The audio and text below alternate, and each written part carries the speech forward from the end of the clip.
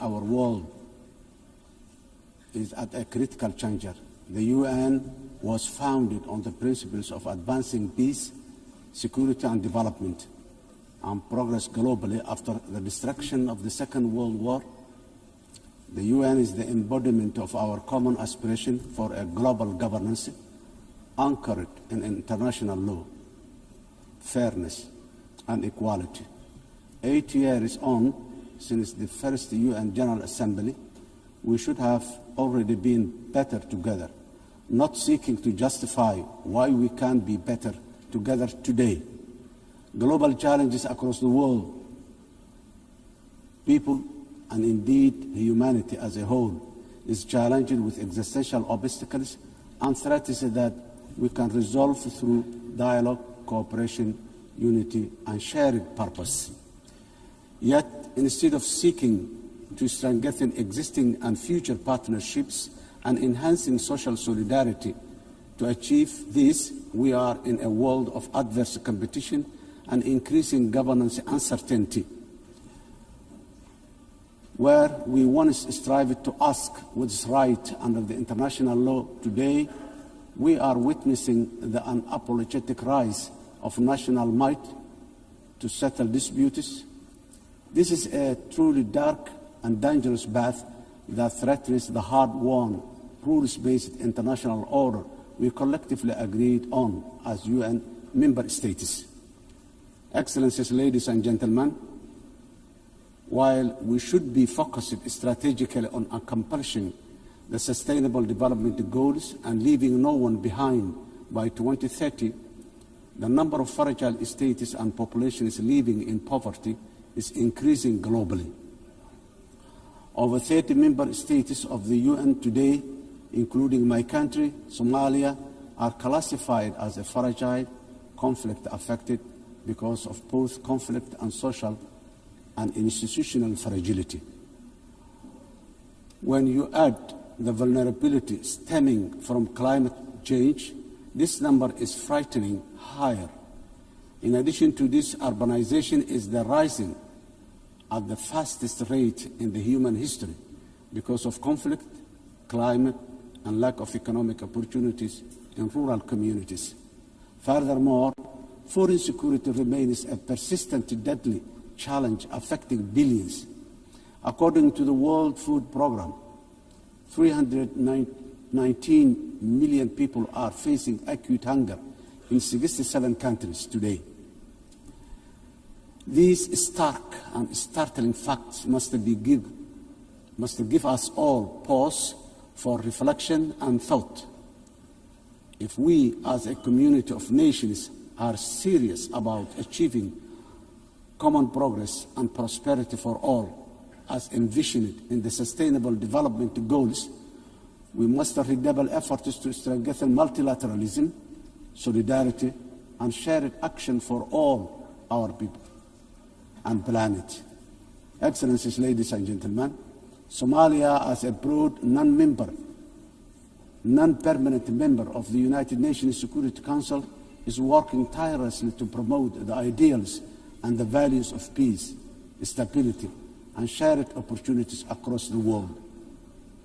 We are actively working with all Security Council members and the wider UN membership to find solutions for peace in the Middle East, Africa, and Europe.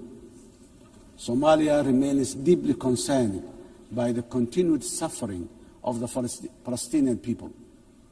The ongoing violence, displacement, and deprivation faced in the occupied territories, including Gaza, demand our collective conscience and urgent action.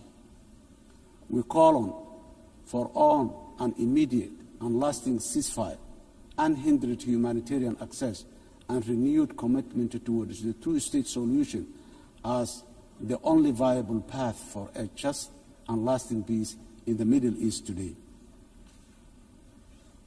Somalia Security Council, Excellencies, ladies and gentlemen, Somalia is a unique history of decisively transitioning from conflict to a brighter socio-economic and political and security future, starting from 2012 is the history of a real national effort supported by truly committed international partners, many of whom are represented in this room today.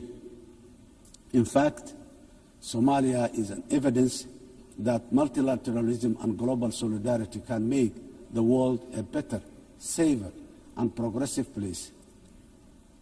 This lived experience is our own government's inspiration for a determinedly working for a more just, peaceful, and progressive world within the UN Security Council during our membership, because we know that we are truly better together.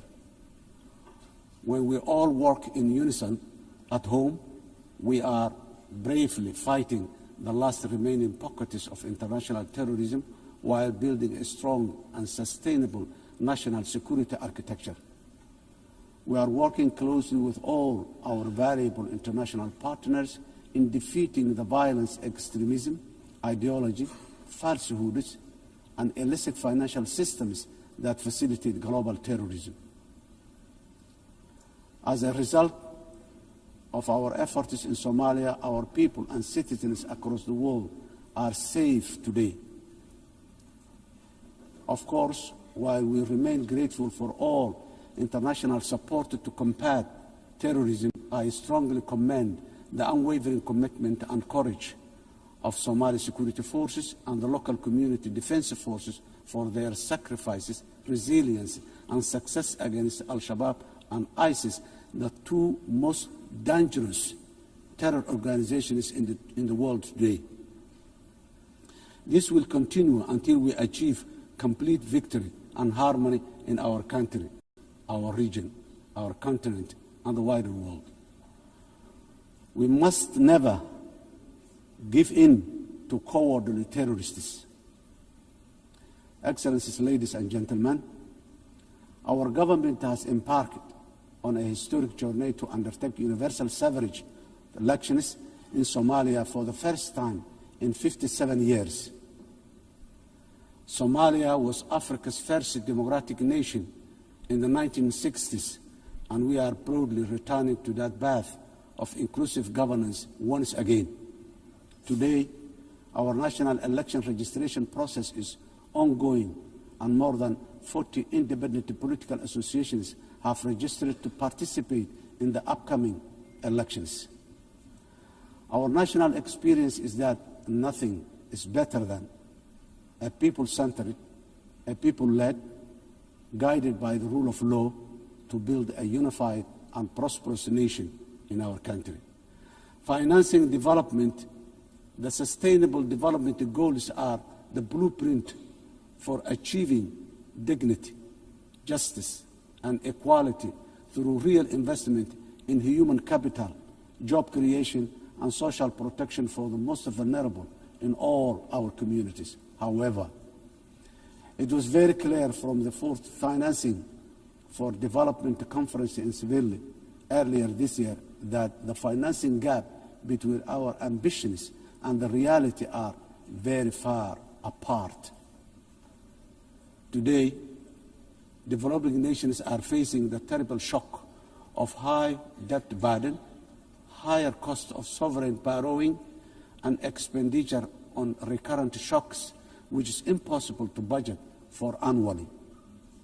The traditional economic model of forecasting predictable expenditure supported by clear revenue streams is no longer this simple. Governments of the developing nations are also now subjected to real-time investment cuts in core developmental activities, including health, education, and basic infrastructure. This is because of realignment of the already dwindling development assistance they use to receive from the developing nations. This is not sustainable, and if we, as a community of nations, are to achieve collective developmental progress together. Excellencies, ladies and gentlemen, in Somalia, we are taking responsibility of our own economic development by building on the successes of our recent reform based on the debt relief.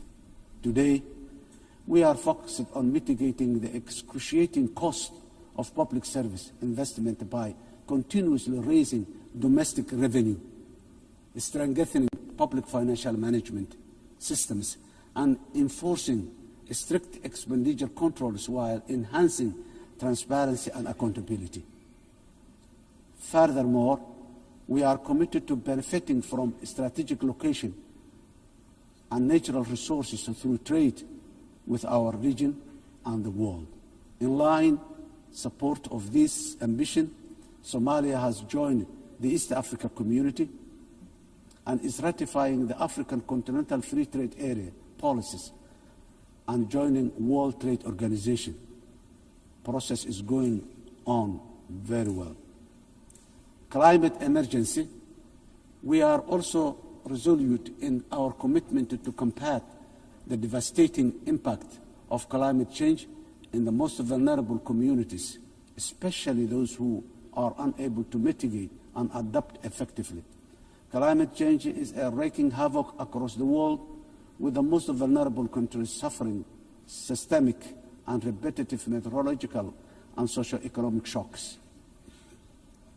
These devastating economies, destroying livelihoods and diverting limited public resources towards mitigating and adaptation responses, which take away from other vital social investment like education and health. The impact of climate change is forcing governments in developing countries, including my own, to make impossible financial trade-offs, which hamper our own aspiration for investing in resilience and development. Around 10% of the developing nations' budgets are diverted to responding to climate change. This needs to be addressed urgently through developed industrialized nations by meeting their financial obligations for climate crisis. They continue to exacerbate the climate crisis that continue to exacerbate. Excellencies, ladies and gentlemen, the resilient Somali people live with the climate crisis every day. For us, climate change is not an abstract. It is a horrible reality of disrupted and destroyed lives. Somalia's contribution contributes almost nothing to global emission, yet we endure some of the harshest consequences. Droughts, floods, and rising seas erode livelihoods and displace families, threatening to undo the progress we are making towards peace and development. As a government, we understand that addressing the adverse impact of climate change is a global public good that requires strong partnership and genuine burden sharing.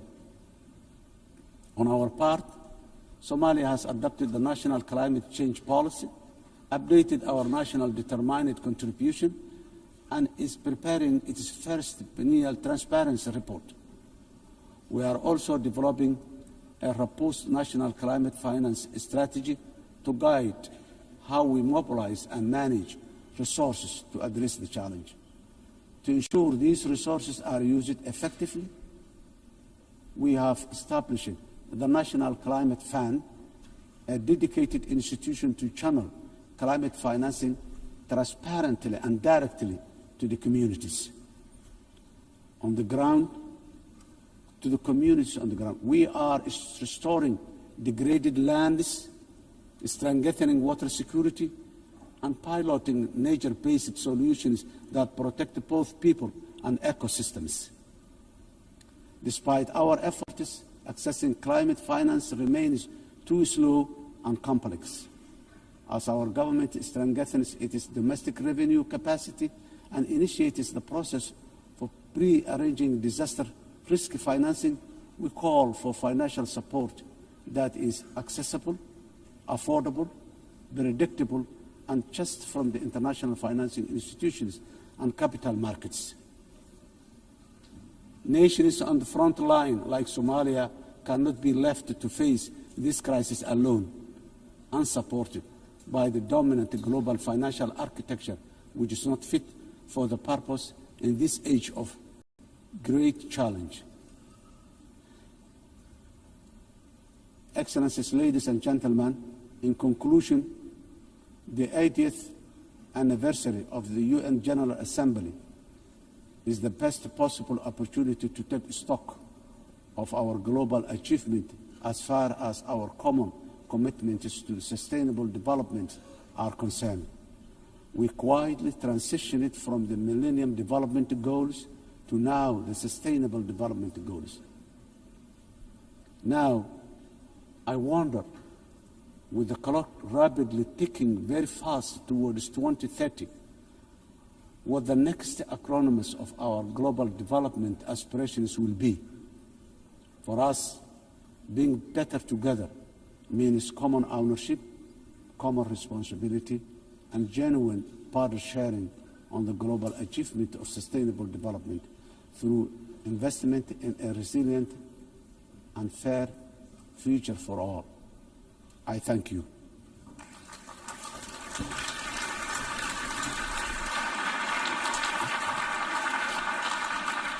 On behalf of the Assembly, I wish to thank the President of the Federal Republic of Somalia.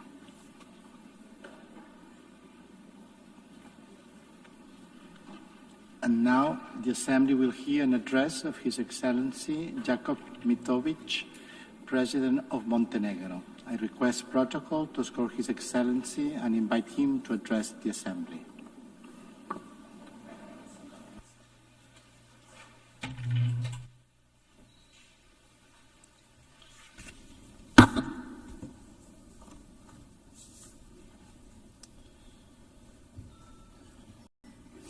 Mr. Speaker, Excellencies, ladies and gentlemen, allow me to convey my warmest congratulations to Her Excellency Anna-Lena Baerbock on her election as the President of the 80th session of the General Assembly. This election is both historic and inspiring, as she is only the 5th woman entrusted with this very high responsibility. We recall Vijaya Lakshmi Pandit from India, who spoke with the voice of a liberated Asia. Angie Brooks, a Liberian diplomat and a judge who championed the rights of small states and women in Africa. Haya Rashid Al Khalifa from Bahrain, who brought a message of dialogue and international law from the heart of the Middle East. And Maria Fernanda Espinosa from Ecuador, who raised her voice for climate action and indigenous people of Latin America. And each of them left a mark of their time. So this election gives Europe the opportunity to embody the principles of the unwavering defense of human rights and multilateralism. Dear colleagues, this year, as we commemorate 80 years since the founding of the United Nations, we reflect on the remarkable journey of this great organization that was created as a mission of global peace. Born from the ashes of the Second World War, the United Nations emerged as a beacon of hope for humanity. Dear colleagues, imagine the devastated cities throughout the world back in 1945. Warsaw, reduced to ashes. St. Petersburg, shattered after the years of the siege. Berlin, in ruins. Hiroshima and Nagasaki struck by the unimaginable horror. And my hometown and the current capital of Montenegro, Podgorica, was also in the bombings virtually razed to the ground. And imagine at the same time the world leaders gathered, who despite their wounds looked to the future. And at that very moment, when the trenches between nations still existed and the graves of the loved ones were still fresh, the Organization of the United Nations was born.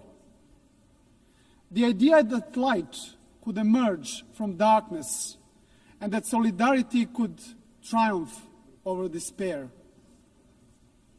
Despite the unprecedented destruction, the idea of peace and unity triumphed over division and hostility. The leaders of that time understood the urgent need for a strong global organization capable of preventing all future wars and fostering cooperation among nations. As part of the former Yugoslavia, Montenegro was among the founding nations of the United Nations.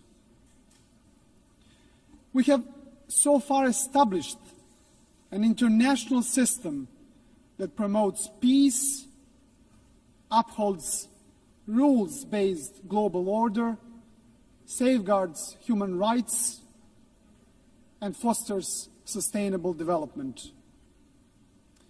Dear colleagues, without the United Nations, much of our collective progress would have remained just a distant dream.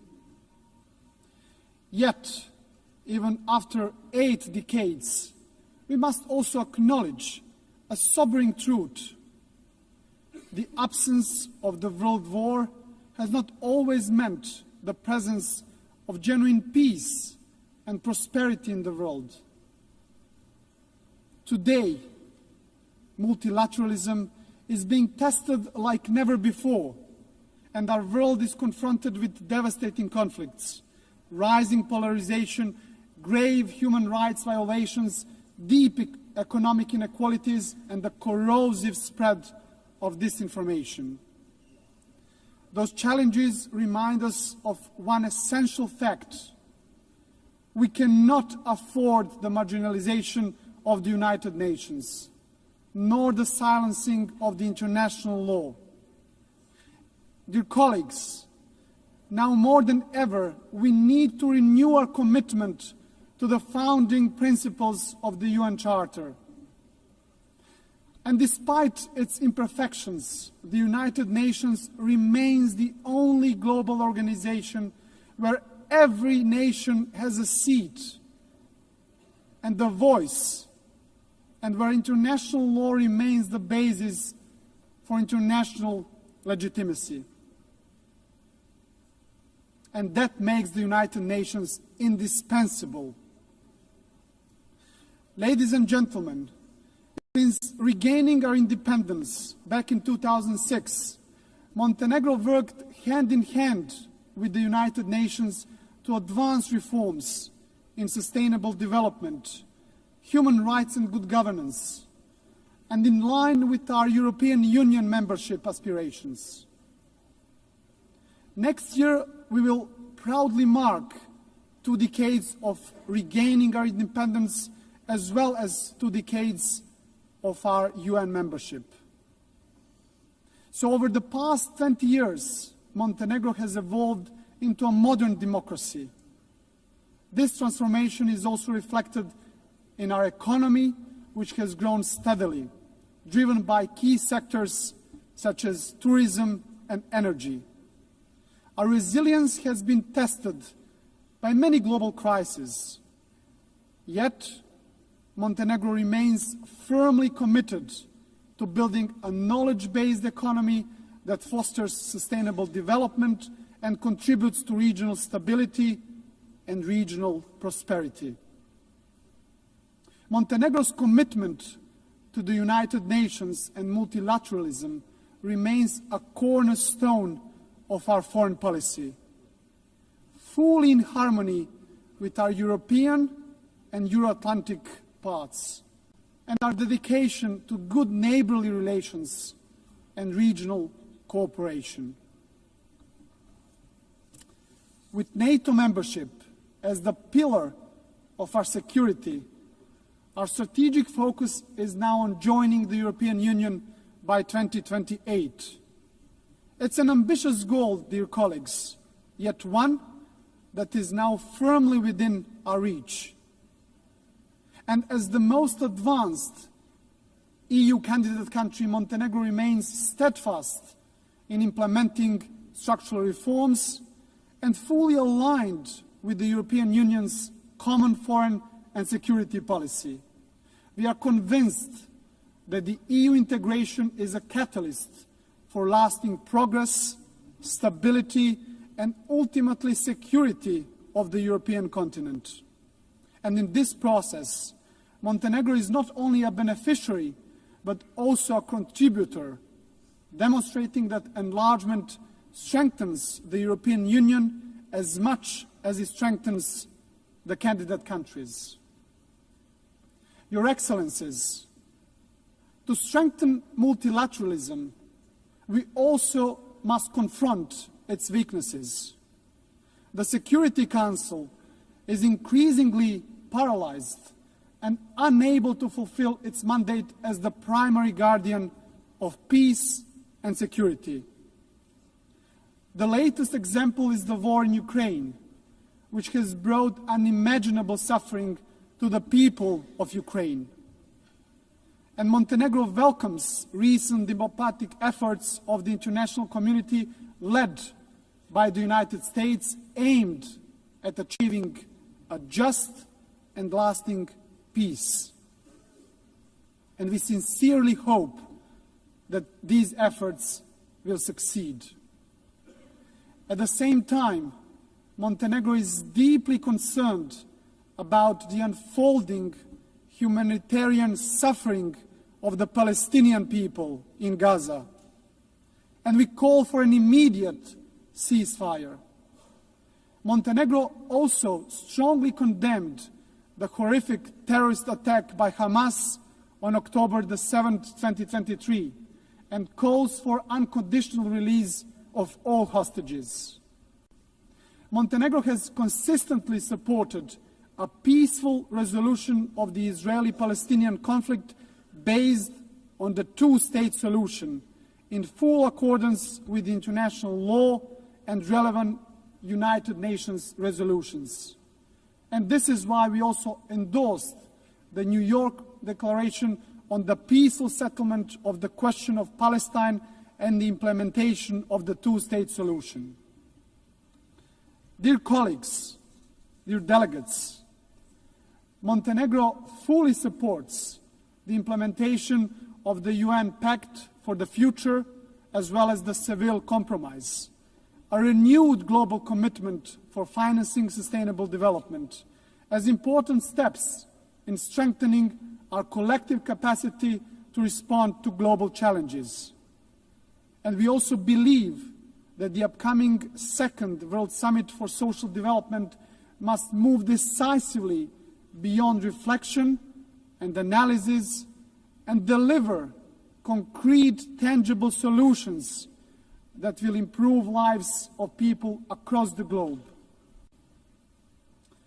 Ladies and gentlemen, back in 1991, Montenegro proudly became the world's first ecological state, a milestone that proclaimed our commitment to the highest principles of environmental protection, the preservation of nature, and the pursuit of sustainable development. UN Agenda 2030 remains our guiding light for sustainable development, and Montenegro takes pride in being among the first countries in the world to integrate all the SDGs into its national framework almost a decade ago. A further important step in advancing the implementation of the 2030 Agenda was the creation of the SDG Acceleration Fund, a powerful mechanism for financing SDG goals. Ladies and gentlemen, for Montenegro, the priority is clear, which is to create conditions that will enable our young people to build their future at home, offering them equal opportunities to thrive. And by insisting on the value of knowledge and ensuring equal access to education, we strive to reduce inequalities and empower our citizens to reach their full potential. Ladies and gentlemen, climate change must be tackled globally and urgently. And it is no longer just warnings from the scientists. It is floods that swallow villages and cities, fires that destroy forests, fields, and homes, and delaying a more decisive action on the international scale means gambling with the lives of those who live today, but also of the future generations. Dear colleagues, rapid technological change, and particularly the rise of the artificial intelligence, must be harnessed in a safe, responsible, and inclusive manner. Technology should be an evolutionary gift to humanity, developed, founded, and guided with social responsibility, serving the greater good. Ladies and gentlemen, globally, human rights and fundamental freedoms continue to face serious challenges. And while significant progress has been achieved in advancing women's rights since the adoption of the Beijing Declaration, much remains to be done. In this regard, Montenegro is fully committed to gender equality. We have harmonized national policies with the best international standards, strengthened our institutions dedicated to the protection of women's rights, and promoted women's leadership in all spheres of our society. Your Excellencies, as we celebrate today 80 years of shared achievements, our collective task is to reform the United Nations and prepare it for the challenges and opportunities of the future. Criticism of the UN reflects not just on the organization itself, but on all of us as member states. For it is we who have created it, who guide it, and who bear responsibility to strengthen it. This is why Montenegro strongly supports the Secretary General's reform initiative, UN80. It must not be seen as a mere bureaucratic exercise, but embraced as a commitment, a solemn commitment that the United Nations of tomorrow will be more agile and more efficient.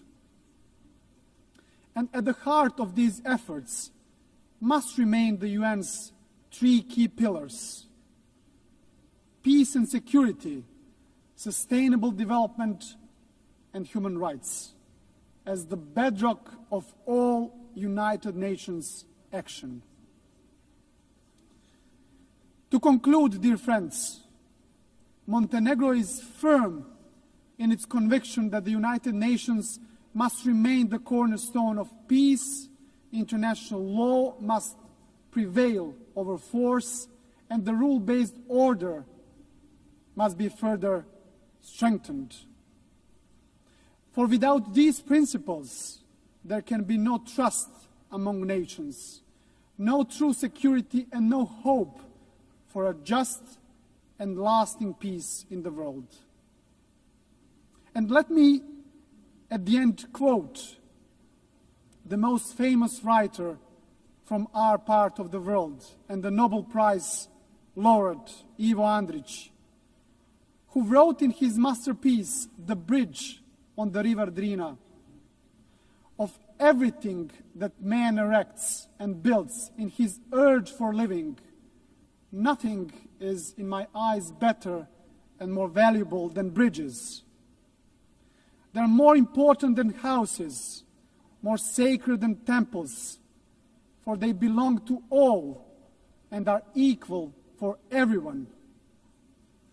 Dear colleagues, this timeless truth reminds us that bridges are not only structures of stone, but structures of peace. It is a dialogue that builds bridges, and it is only through bridges that nations can walk towards peace. So our task is not to be passive heirs of history, but active builders of a better legacy. So let the next 8 years of the United Nations be not years of hesitation, but of courage and solidarity. So guided by these values, Montenegro will continue to build bridges, strengthen dialogue, and work tirelessly towards a future of stability, future of progress, and future of common success, fully aligned with the very spirit and mission of the United Nations. Thank you very much for your attention.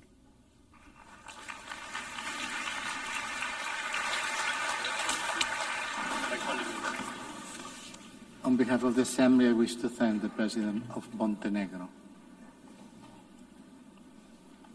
In accordance with Resolution 80/1 of 19 September 2025, I give the floor to the distinguished observer of the Observer State of Palestine to introduce an address by the head of the state.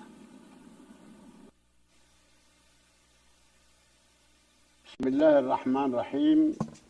سعادة أنالينا بيربوك رئيس الجمعية العامة Compassionate, Her Excellency Annalena Baerbock, President of the General Assembly, His Excellency Antonio Guterres, Secretary General of the United Nations, Your Excellencies, Highnesses, and Heads of Delegations, may the mercy and blessings of God be upon you. I speak to you today after almost 2 years in which our Palestinian people in the Gaza Strip have been facing a war of genocide, destruction, starvation, and displacement waged by the Israeli occupation forces, in which they killed and injured more than 220,000 Palestinians, the majority of whom are unarmed children, women, and the elderly. A war in which they displaced hundreds of thousands and prevented the entry of food and medical supplies and caused the starvation of 2 million Palestinians. They imposed a stifling siege on an entire people and destroyed more than 80% of homes, schools, hospitals, churches, mosques, facilities, and infrastructure. What Israel is carrying out is not merely an aggression.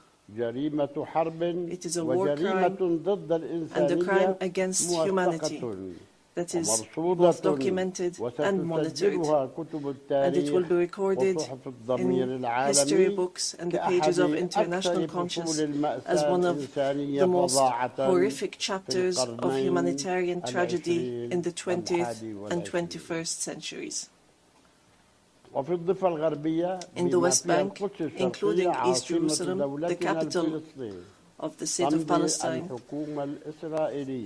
the extremist Israeli government continues to implement its settlement policies through illegal settlement expansion and developing projects for annexing settlements.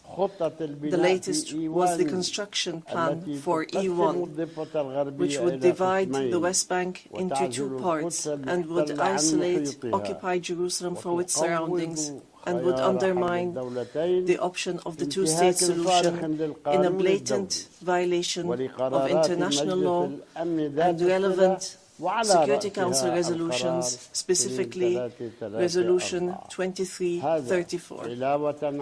Furthermore, the Israeli Prime Minister announced a plan for what he calls Greater Israel, which we reject and completely deplore, and which involves expanding into sovereign Arab states. In addition, to the brutal attack against the sisterly state of Qatar, which we condemn and see as an escalation that is grave and a blatant violation of international law, which requires a decisive intervention and deterring procedures and measures for such expansionary plans.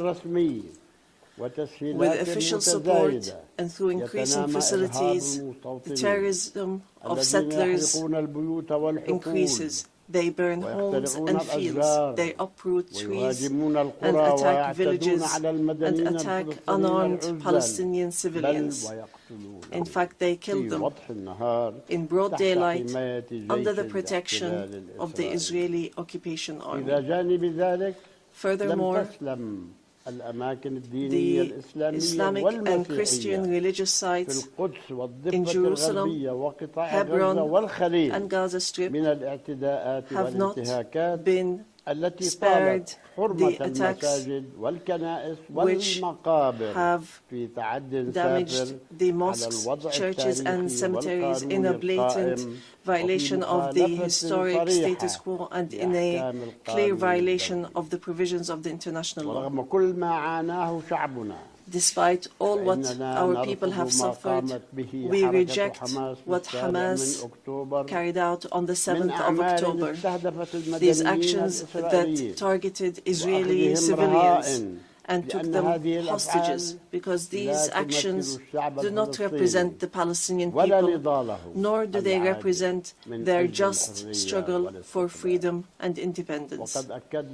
We have affirmed, and we will continue to affirm, that the Gaza Strip is an integral part of the State of Palestine, and that we are ready to bear full responsibility for governance and security there. Hamas will not have a role to play in governance. Hamas and other factions will have to hand over their weapons to the Palestinian National Authority as part of a process to build the institutions of one state, one law, and one legal security forces. We reiterate that we do not want an armed state. Ladies and gentlemen, our wounds are deep and our calamity is great. 7 million Palestinians are still living the tragedies of the Nakba and displacement since 1948. Our people in the West Bank, including East Jerusalem and in the Gaza Strip, are still living the tragedies of the Israeli aggression and occupation for decades. Years that our people have spent under occupation, killing, arrest, and settlement, and the theft of money, property, and lands. And this still continues without any deterrent or accountability. Years of oppression, deprivation, and the protection for the occupier, and enabling the occupier instead of protecting the people under the occupation, and more violations of the rights of our Palestinian people to self-determination, to freedom, dignity, independence, and sovereignty on the land of the occupied state, on the land of the State of Palestine occupied since 1967, including East Jerusalem. More than 1,000 resolutions at the United Nations, not one of them was implemented. There have been many efforts, many international initiatives without reaching an end to this tragic situation that the Palestinian people are living under the yoke of occupation. In 1993, we signed the Oslo Accords, and we adhered to all its items, and we recognized the State of Israel. Israel, at the time, recognized the Palestine Liberation Organization as the sole legitimate representative of the Palestinian people. Based on that, we restructured our institutions, and we amended our national charter, and we rejected violence and terrorism, and we adopted a culture of peace. We made all our efforts to build the institutions of a modern Palestinian state that lives side by side in peace and security with Israel. But Israel did not adhere to the signed agreements and has worked systematically on undermining them.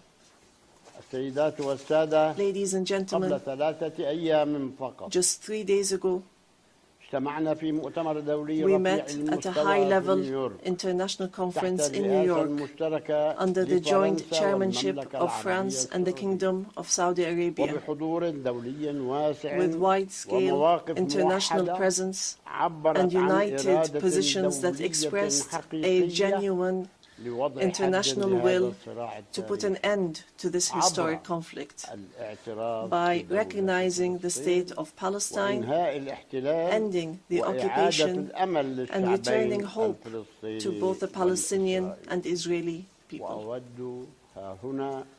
And here I would like to, on behalf of the Palestinian people, to express our gratitude and appreciation to all the states that recently recognized the State of Palestine and those that intend to recognize the State of Palestine soon. We urge all the states that have not done so yet to recognize the State of Palestine. We call on supporting Palestine obtaining full membership in the United Nations. It should be noted that we have already recognized Israel's right to exist in 1988 and in 1993. And we still recognize this right.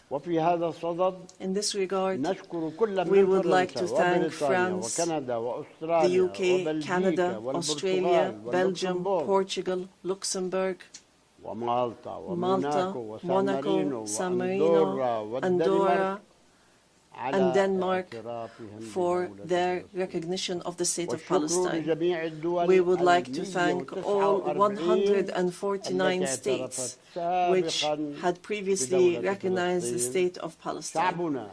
Our people will not forget this noble position.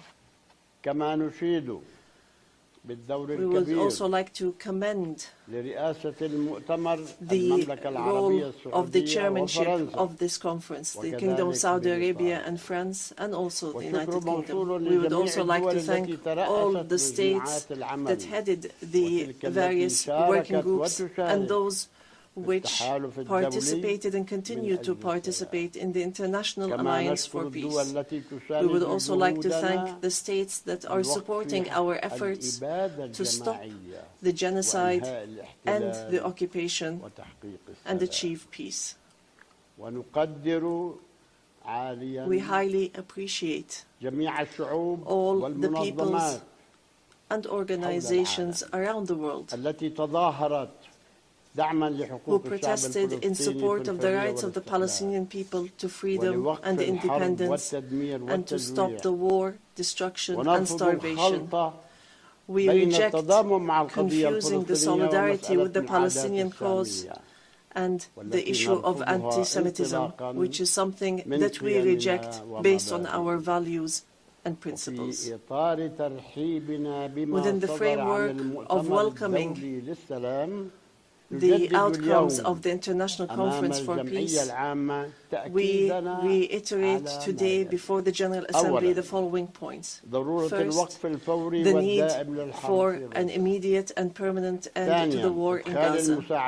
Second, the entry without conditions of humanitarian aid through United Nations organizations, including the UNRWA, and to stop using starvation as a weapon.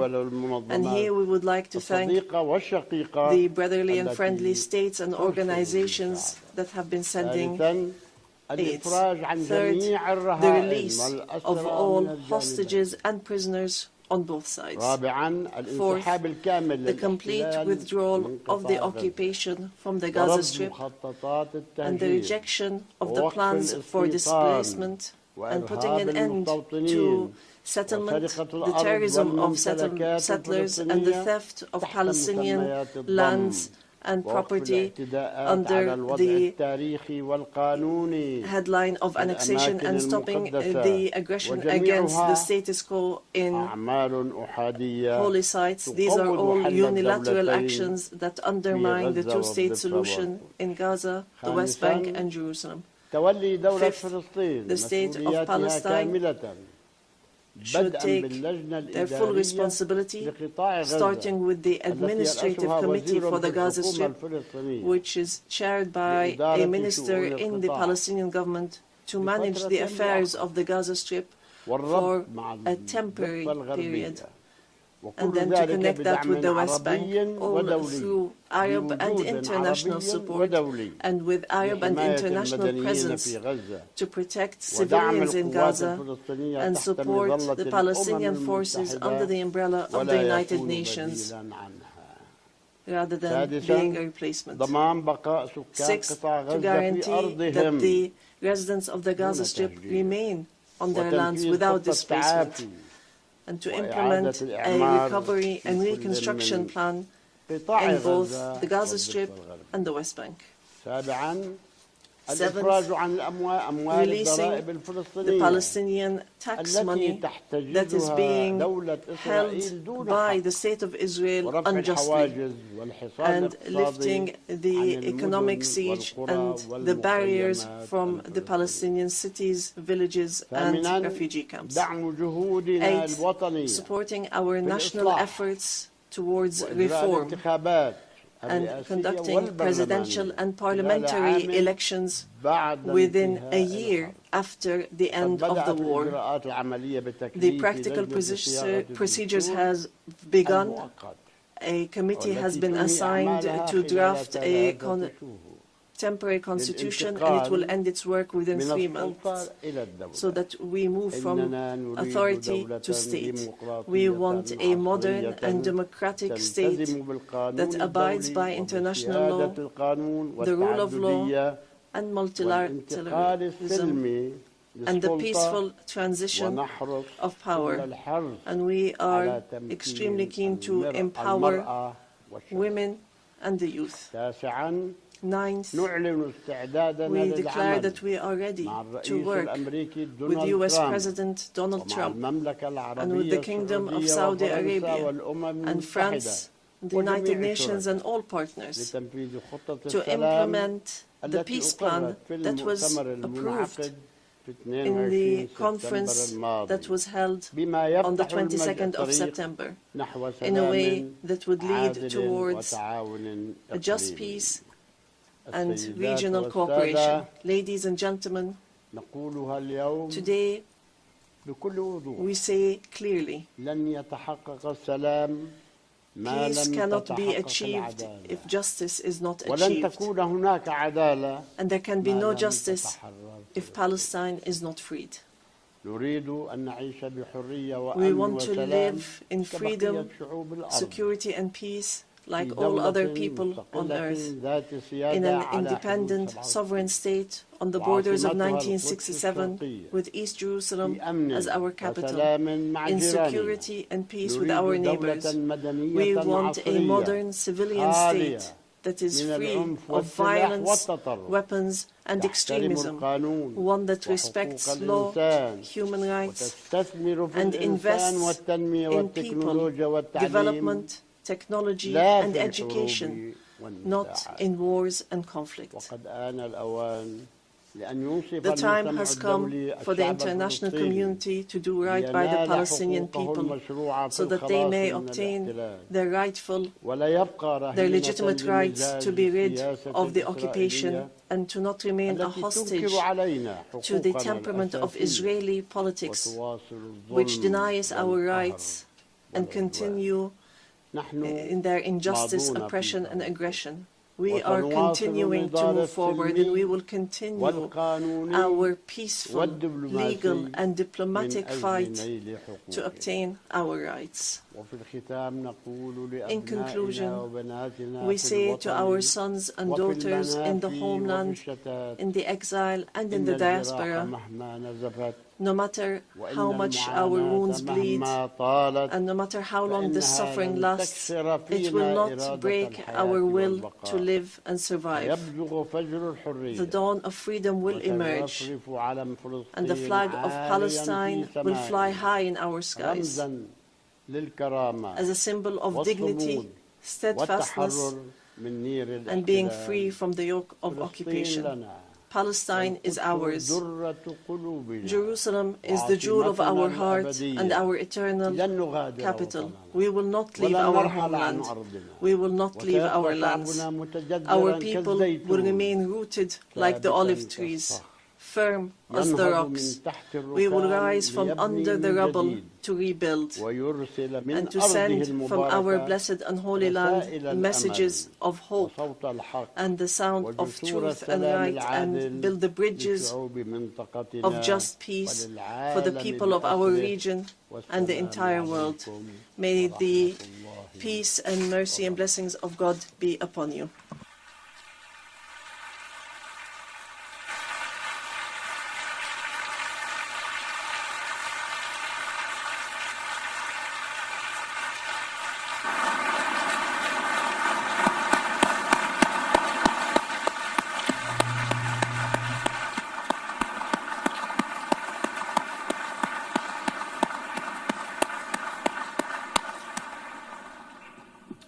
On behalf of the Assembly, I wish to thank His Excellency Mahmoud Abbas, President of the State of Palestine.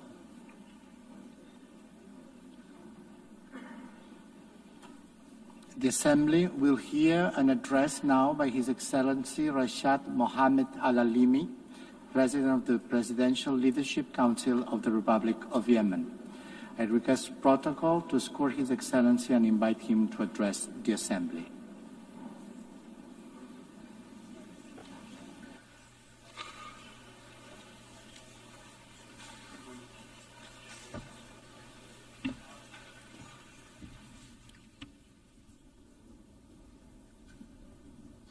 بسم الله الرحمن الرحيم. In the name of God, most gracious, most merciful. خطابي اليوم سيكون My statement today تحت عنوان will be entitled من أجل اليمن For Yemen, من أجل العالم. for the world. أصحاب الجلالة Your والفخامة والسمو، Majesties, Your Excellencies, Your السيدة Highnesses, رئيس الجمعية العامة Madam للأمم President of المتحدة، the General Assembly of the السيد United الأمين Nations, العام، Mr. Secretary General, السيدات والسادة ladies ممثلو and الدول gentlemen, الأعضاء.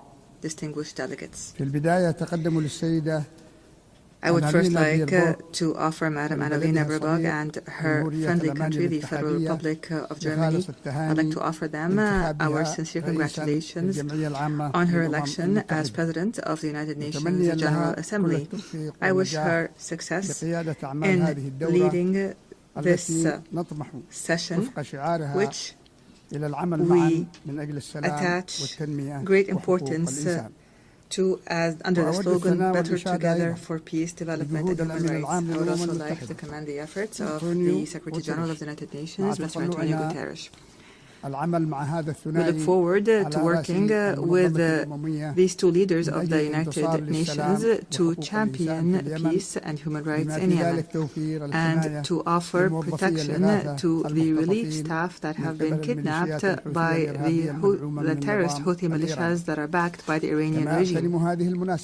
I also take this opportunity to offer our sincere congratulations to our great Yemeni people who tonight are celebrating the anniversary of the overthrow of the racist Imamate regime 63 years ago and the birth of the republic that is based on the principles of liberty, justice, and abolishing differences and class discrimination and encouraging the participation of women and guaranteeing rights and liberties. Ladies and gentlemen, Within this organization, which was built in the aftermath of a horrific war, humanity 8 decades ago pledged that no people would be left alone to face dictatorship or chaos or famine without the backing of the international community. You pledged, and we pledged along, that this organization will safeguard human dignity and the rights of peoples to live in dignity, security, development, and peace.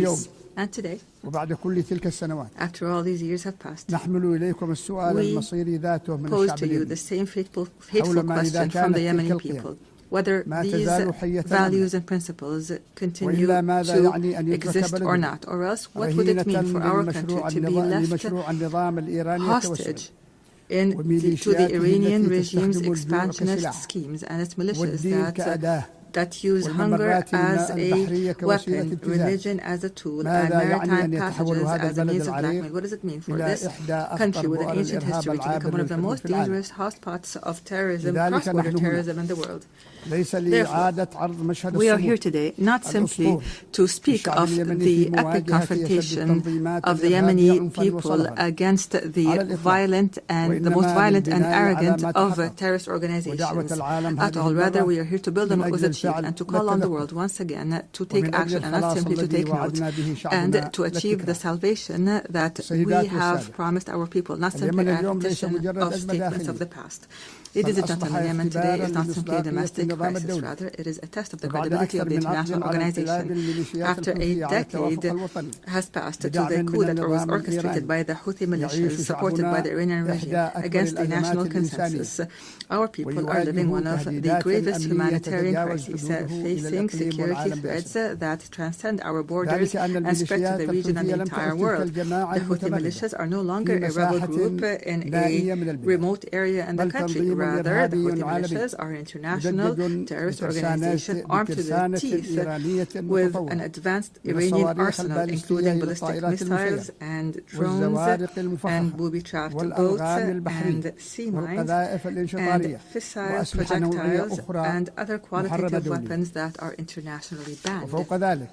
In addition, this outlaw group supports networks that smuggle drugs and utilize new technologies to disrupt communications and guidance systems in an attempt to transform Yemen into a laboratory to experiment with the weapons of its supporters. These are not simply tools of war. Rather, this is a scheme to redraw the map of Iranian influence in the region. And those who are lenient with this group today must imagine how tomorrow will be when the Red Sea and maritime passengers fall prey permanently to this terrorism. Therefore, ladies and gentlemen, the past years have proven that the policy of conflict management, by offering more incentives, has only brought more disaster and destruction. Moreover, the policy of containment has given the Houthi militias the time and the resources to further expand its arsenal. The United Nations was unable to protect its own staff who were kidnapped in Sana'a, unable to protect the oil installations and the commercial ships. It has become clear that the peace we seek cannot be asked for, but must be imposed by force. Ladies and gentlemen, it has become incumbent upon the world today to reconsider its position on the Yemeni situation. On the one side, there is a widespread national front that believes in international legitimacy and adopts the values of partnership and democracy and maintains local diversity and popular participation and works on building the institutions of the state. This is the front that I represent today, myself and my brothers and members of the Presidential Council and the government, which is a member of the United Nations and represents all Yemenis, men and women alike. In return, we have an exclusionary, sectarian, fascist organization that does not believe in the principles of international diplomacy and which conducts cross-border terrorism and adopts an authoritarian theocracy that is opposed to human rights, which is embodied by the Houthis and their supporters. Unfortunately, the disregard by many of the essence of the Yemeni crisis has encouraged the Houthi militias to go further in threatening peace regionally and internationally and targeting energy sources and maritime passages and even kidnapping and abusing United Nations staff. Ladies and gentlemen, I have spoken to you from this podium in the past. And at the time, I asserted that the government of the Republic of Yemen is always ready to embrace a comprehensive peace, even if that includes making painful concessions, as long as they come in the interest of the Yemeni people. However, and after our efforts to maintain peace have failed, it has become necessary to move collectively and firmly to impose peace. Therefore, I call on you today to form an effective international coalition to restore security and stability to Yemen, a coalition that would rebuild the institutions of the state and would liberate the country from the clutches of the militias and all forms of terrorist groups. Ladies and gentlemen, the United Nations General Assembly, in its 80th session, seems to be in dire need to prove to its members that international law is not simply a myth, and that the rules-based international order is not simply a selective call. Yemen and Gaza, in this context, are the moral testing ground of this important organization. They are the place where we can definitely confirm that the might of right is still able to confront the right of might.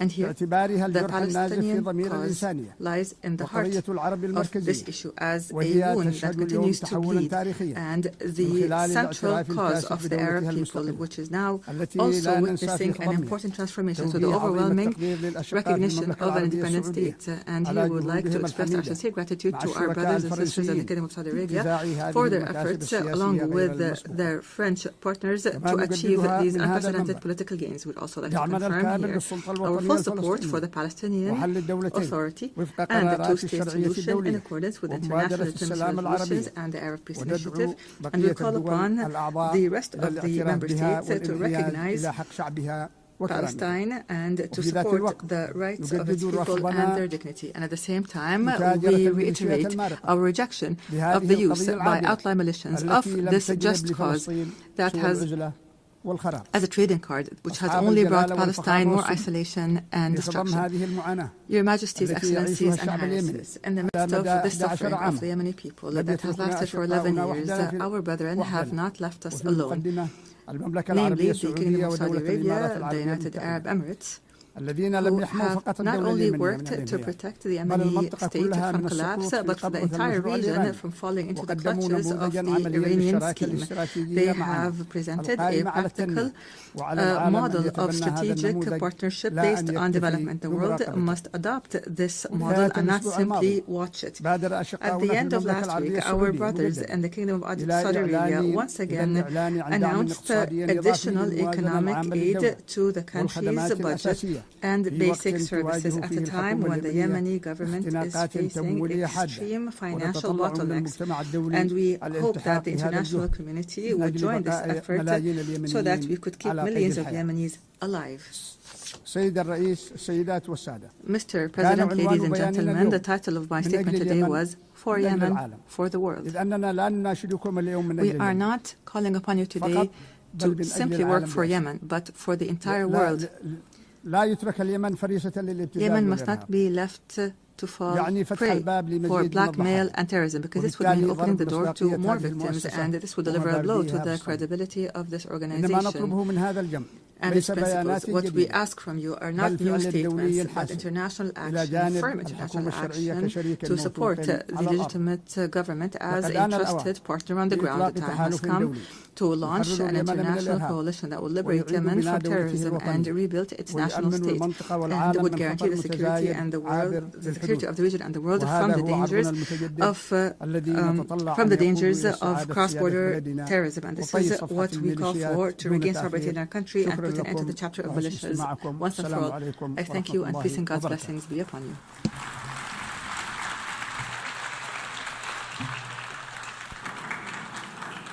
On behalf of the Assembly, I wish to thank the President of the Presidential Leadership Council of the Republic of Yemen.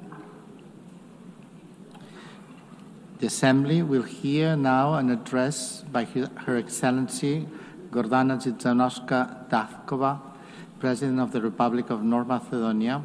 I request protocol to escort Her Excellency and invite her to address the Assembly.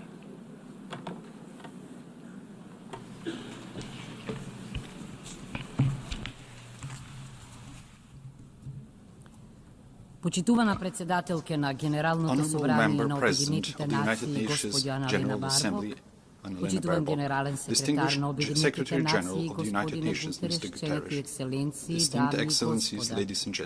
Како темел на меѓународното право и мултилатерализм, Обединетите нации спречија нова светска војна, превенираа бројни конфликти и ги увлажија последиците од многу хуманитарни кризи. They have helped many nations embark on the path to sovereign equality, lifted millions of extreme poverty, and educated entire generations. They have inspired a global movement for rights and freedoms, for social justice and equality. They have raised awareness of environmental protection and mobilized humanity in the fight against climate change. For these and many other achievements, the United Nations, its agencies and leaders have won no less than 12 Nobel Peace Prizes. Nevertheless, the United Nations today face a geopolitical and geoeconomic earthquake that is shaking the foundations of the post-World War II order. Today's crisis stems from deep tectonic shifts, undermining the principles that shaped the world for the past 80 years. A new geopolitical era is emerging before our eyes. Instead of acting together on the urgent challenges such as peace and security, climate change and environmental destruction, artificial intelligence and growing inequalities, we seem to be heading towards a post-Hobbesian state of war of everyone against themselves. Instead of a single international order, parallel orders seem to be emerging, each with its own rules, values and interests, often directly against one another. Being paralyzed and isolated when most needed, I wonder if the United Nations is turning into the League of Nations. The signs are all around us. Instead of creating a sense of shared future, humanity is facing wars and loss of humanness. With international humanitarian law increasingly ignored, hunger is weaponized and humanitarian workers are targeted.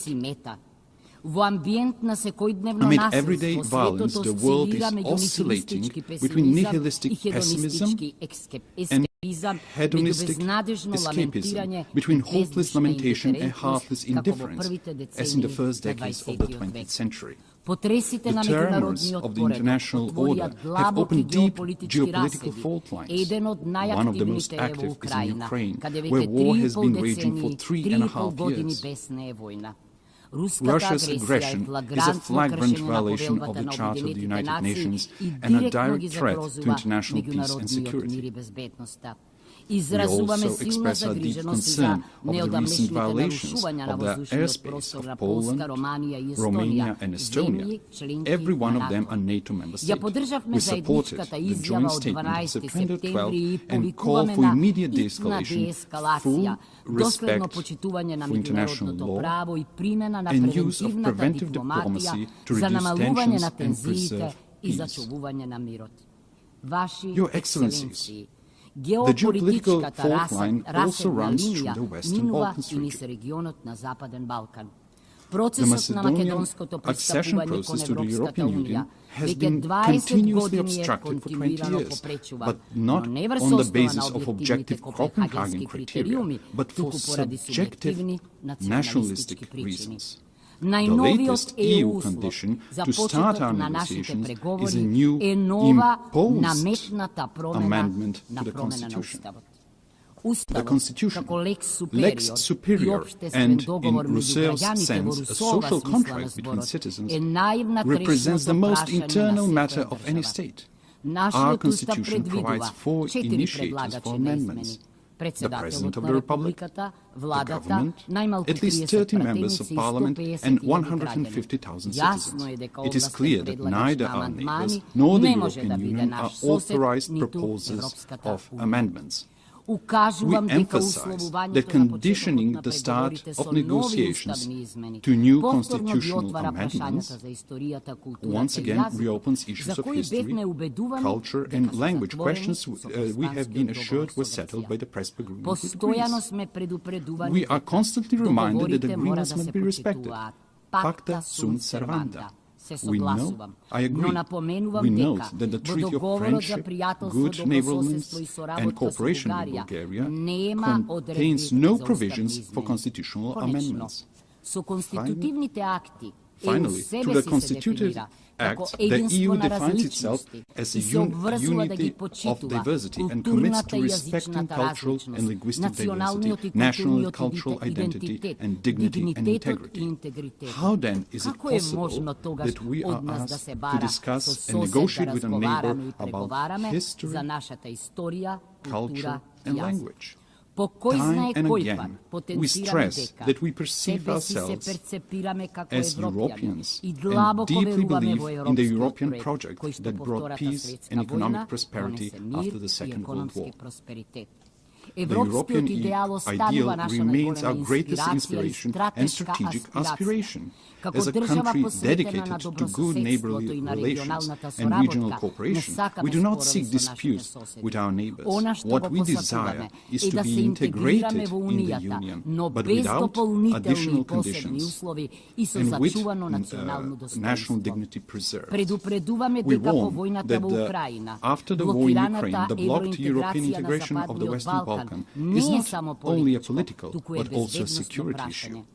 With the political door closed for the Western Balkan countries and the door wide open for influences of third geopolitical centers of power, it is ironic that the Union calls for resilience towards them.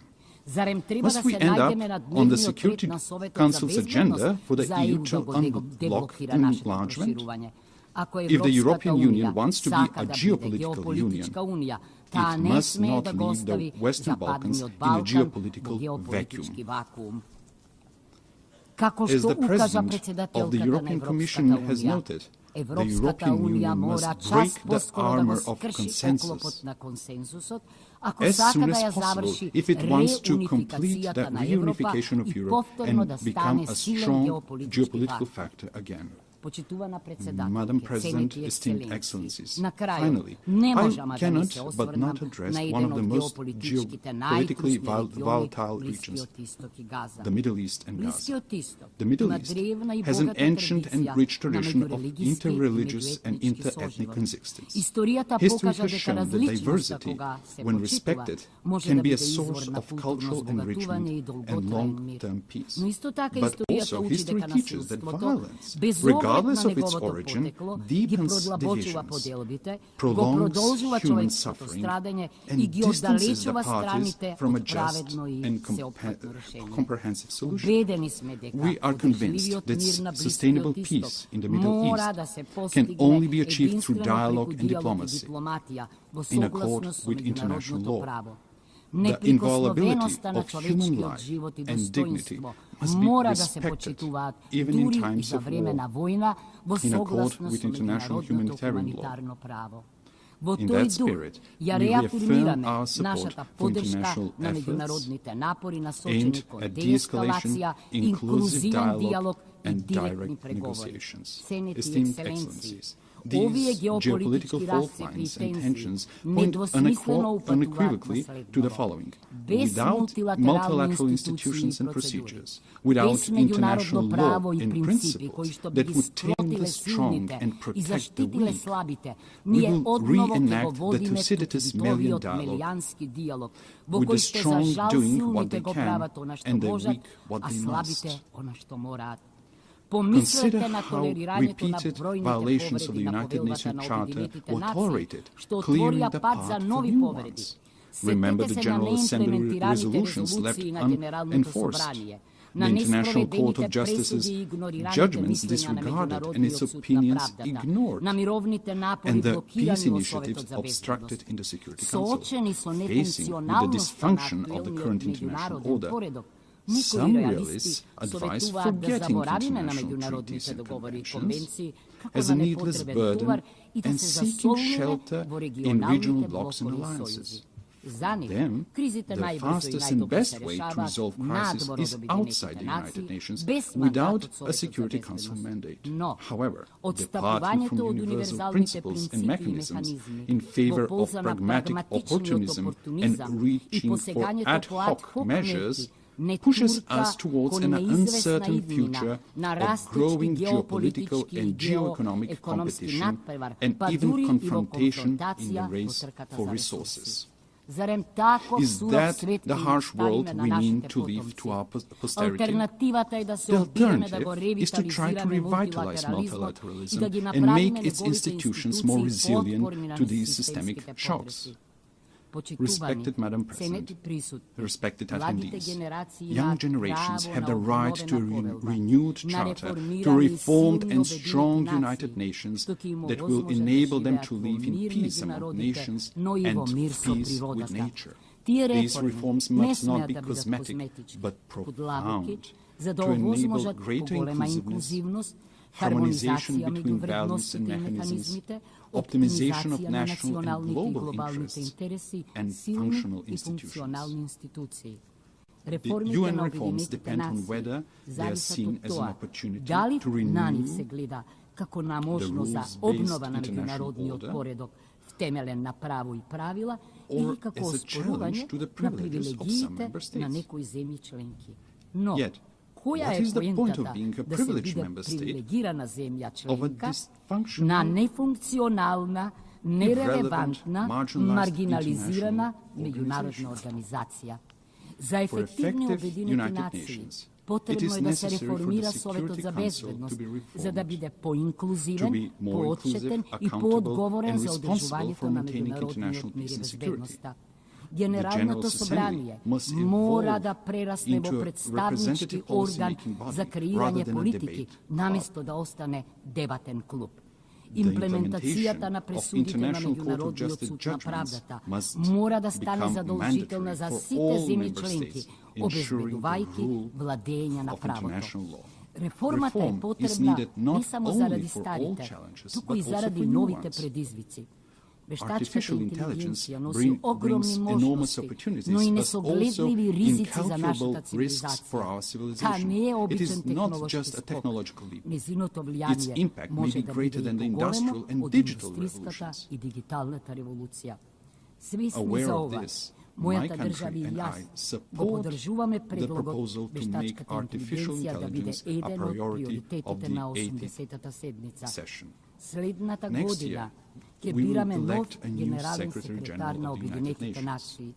We need a person with leadership skills, with rich diplomatic experience, and ability to bring differences and build consensus, but also deeply humane and committed to the vulnerable.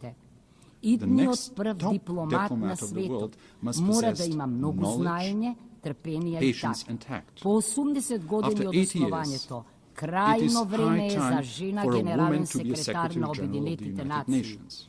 In a world dominated by strong men, often with weapons, we need strong women with wisdom and empathy. I believe that women, who along with their children, are the greatest and most numerous victims of wars, have an inalienable right and obligation to prevent them. The anarchic international order is a threat to all, but especially to small states. It is natural for small and medium-sized states to be the greatest supporters of the United Nations reforms. Distinguished Excellencies, let me share with you what we are doing. Macedonian citizens are already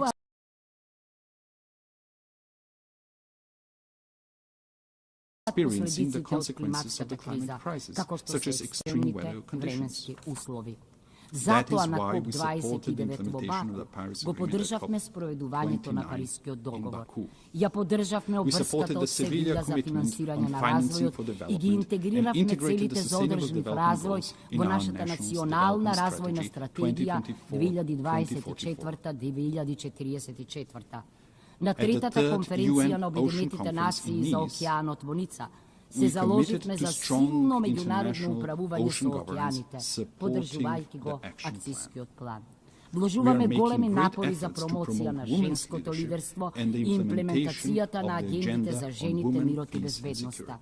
Ја подпишавме новата рамка за соработка со Обединетите нации 2026-2030 заради обезбедување на инклузивен, социјален и човечки развој, одржлива економија и достојна работа, отпорно и зелено општество и екосистеми, владење на правото и добро управување.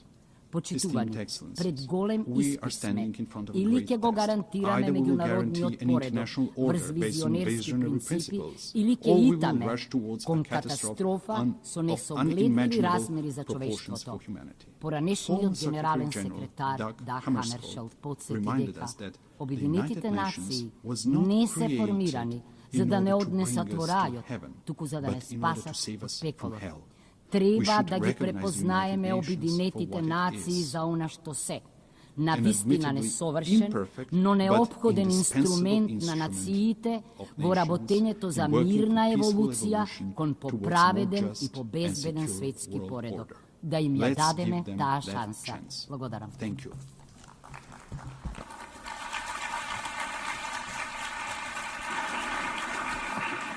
On behalf of the Assembly, I wish to thank the President of the Republic of Macedonia.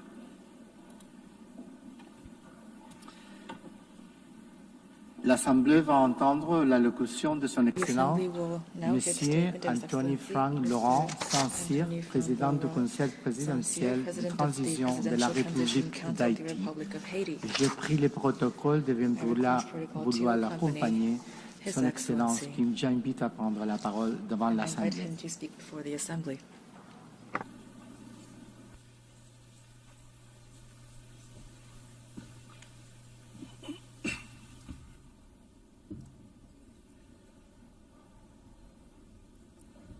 Madame la Présidente de l'Assemblée générale, Madam President of the General Monsieur Assembly, le Secrétaire général, Secretary General, Excellences, Mesdames, Messieurs les chefs distinguished d'État et de heads of gouvernement, state and government, Mesdames, Messieurs les chefs de délégation, distinguished heads of delegation, distingués délégués.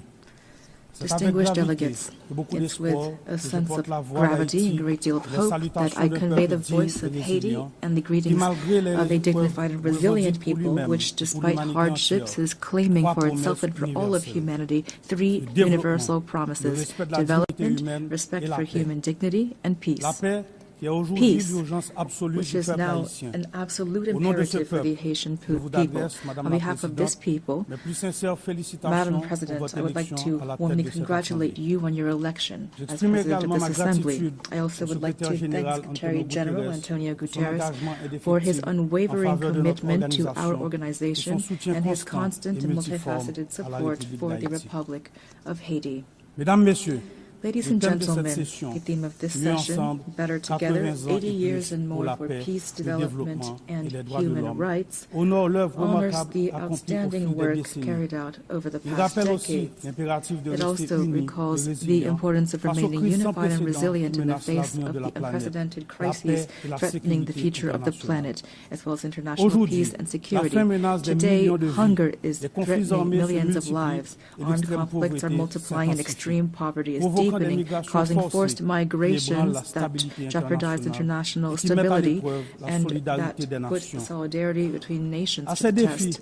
In addition to these challenges, we also are dealing with climate change, a rise of terrorism, mass atrocities, transnational crime, the erosion of human rights, and disinformation. We cannot turn a blind eye to the urgent need to strengthen our healthcare systems, to ensure a just energy transition, and to promote gender equality and youth inclusion.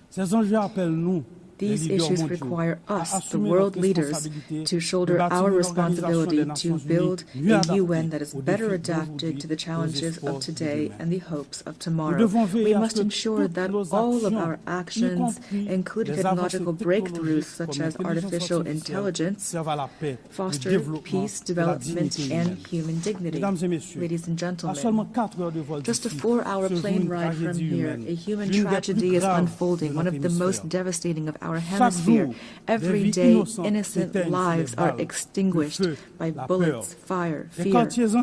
Entire neighborhoods are disappearing, forcing more than 1 million people into internal exile and annihilating memories, investment, and infrastructure. Thousands of children have been deprived of their fundamental right to education. Thousands of young people are condemned to despair. Hundreds of women and girls have been raped, and they will forever carry the scars of this violence in their bodies and souls. Almost half of the population is facing acute food insecurity. The healthcare system is collapsing. Hospitals are being vandalized, burned, or forced to shut down. Doctors are fleeing. Lives are being lost due to a lack of treatment. Even the treatment for persons living with HIV and tuberculosis is under threat. This is the face of Haiti today, a country at war, a modern-day Guernica, a human tragedy at the doorstep of America. Only a 4-hour flight from here. It's important to say this. Haiti is experiencing a war between criminals that want to impose violence as a social order and a population, an unarmed population that is fighting for human dignity and freedom. The response must be firm and determined. Today, the international community must stand alongside Haiti and take large-scale measures, not half steps. A strong, coordinated, and immediate action is needed. Silence and inaction are not an option. We must act quickly to protect lives, to protect the innocence of children, to provide youth with a future, and to allow citizens to decide their own future at the voting booth. Every minute lost means human lives sacrificed and an erosion of democracy. Haiti wants peace. Haiti expects peace. Haiti has the right to peace. Yes, ladies and gentlemen. Peace today is the most pressing need of the Haitian people. It is the raison d'etre behind our tireless battle, the battle between our security forces, led by our security forces and the Multinational Security Support Mission. Many policemen and soldiers have fallen in the war against criminal groups. We pay tribute to these heroes, Haitian and Kenyan, who have laid down their lives for their commitment to restoring peace and security in Haiti. Today, out of the 2,500 troops initially required and promised, there are only 1,000 members of the multinational mission on the ground. Their courage, combined with our own efforts, have not been sufficient to contain the security crisis. And yet we have increased by 40% the budget for our security forces. We've recruited new members. We have strengthened our troops and acquired more material and equipment. We must face the reality. Haiti is at the epicenter of an unprecedented regional threat. Powerful and heavily armed criminal networks are trying to destabilize our country and take over the economies of our entire common space. The new front lines of this battle are in our country, in Haiti. If we lose this battle on our soil, it will be futile to try to contain it in the rest of the region. That is why we must show the same determination, the same resolve, and the same unity that we showed in the fight against terrorism. Haiti could never overcome this challenge single-handedly. Today, it is crucial to mobilize a strong force with a clear mandate and with adequate material, logistical, and financial resources. In this regard, the lessons of the MMS and recommendations of Haitian experts must be taken into account. We also need heightened international cooperation based on intelligence sharing and on rigorous border control to curb the flow of arms, ammunition, drugs, and financing toward these gangs. Peace cannot be restored unless our regional partners take concrete measures to ensure their territories do not serve as a starting point or a transit hub for for this kind of trafficking. Approaches that failed yesterday will not save Haiti today. It is critical to listen to the voice of the Haitian people, to try new solutions that are stronger and more adapted to the realities on the ground. In this regard, we fully support the efforts made to transform the multinational security support mission. We also call for solidarity from the entire international community, especially for the commitment of members of the Security Council for a vote in favor of the resolution establishing a gang suppression force. That is why I would like to express on behalf of the Haitian people my profound gratitude to the United States and to Panama for this initiative, the implementation of which will mark a turning point in our fight against insecurity, which is suffocating our nation. I thank the administration of President Trump for the efforts made to provide support and resources in our common fight against the gangs, these enemies that are threatening both Haiti and the entire region. Today, the complexity of the Haitian crisis cannot serve as a pretext for endless talk, for drawn-out negotiations, or for stalemates caused by geopolitical considerations.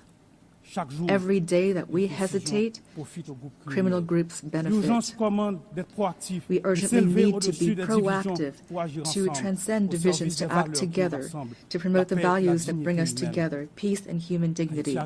Haiti would welcome the holding of a high-level meeting to overcome obstacles and to make tangible progress. In this regard, we welcome the countries of the region and thank them for their constant support, especially through declarations in various regional organizations, including the Organization of American States and CARICOM. We appreciate their support and advocacy with partners in the Security Council for a real solution to the security crisis in Haiti. We also pay tribute to all of those states which during previous crises stood by our side and expressed the hope to be able to count once again on their commitment. Together, we can and we must resolve this crisis which has lasted for too long already. 12 million women, men, and children are expecting this of us. Ladies and gentlemen, the Presidential Transition Council was born of a political consensus that stemmed from intense negotiations between the nation's political parties.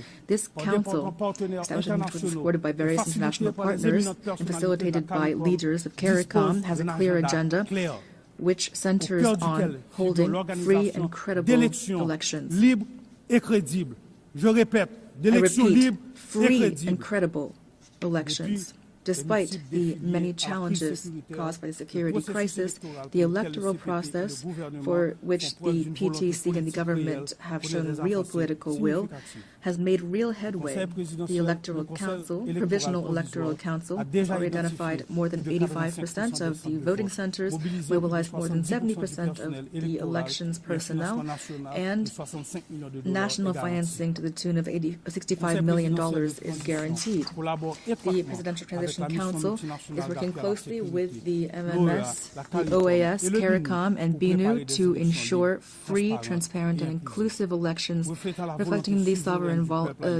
will of the Haitian people and guaranteeing the full and effective participation of young people, women, people with disabilities, and marginalized groups. To ensure productive political cooperation, constant efforts are being made and will continue to expand dialogue with the various political parties to strengthen consensus and to prevent a power vacuum which would be fatal for democracy and stability. The Haitian people must be able to choose its own leaders. The state wants credible elections. Our greatest challenge remains restoring security. The urgent and solemn call that we have once again issued to resolve the security crisis in Haiti must not be left to languish on paper nor be lost amid rhetoric and unkept promises. In Haiti, peace can no longer wait. Ladies and gentlemen, the transitional period does not allow us to launch all of the major structural reforms the country needs, but the humanitarian crisis we are currently experiencing must be overcome. To this day, the Haitian state has provided 72% of emergency assistance for IDPs and is assisting families to relocate. We are profoundly grateful to our international partners that have assisted us in the humanitarian response, and we are keenly interested in the promising initiatives put forward by those which, like the Association of Caribbean States, have chosen to join our effort. But our strategy is not limited to immediate assistance. We must move from assistance to investment. To this end, the government is determined to develop two major economic hubs, the Great North and the Great South, based on strategic sectors such as agro-industry, textiles, renewable energy, tourism, and services.